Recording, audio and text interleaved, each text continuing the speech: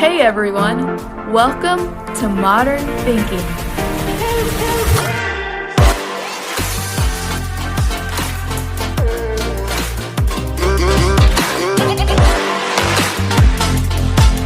Today, we're going to discuss the gig economy.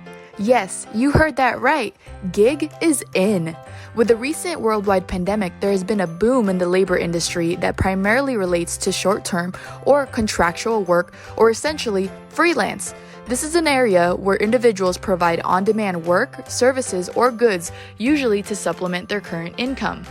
A lot of gig work is done online across many digital platforms.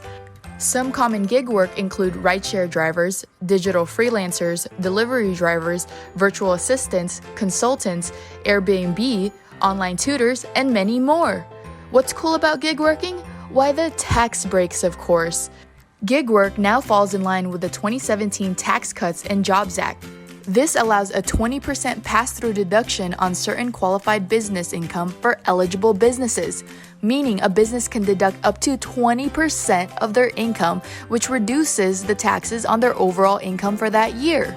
Other tax breaks you can take advantage of include taking a home office tax deduction, possible write-offs for health insurance premiums, rental inclusion, which means if you rent out your personal residence for 14 days or less, then it is tax-free for federal income purposes, and even paying your children or dependents, as long as it doesn't exceed the standard deduction amount.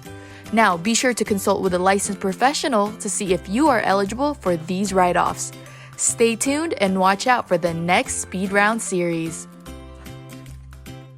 Thanks for watching, everyone. Be sure to leave a comment, like, and subscribe to the channel and start your journey to financial freedom today.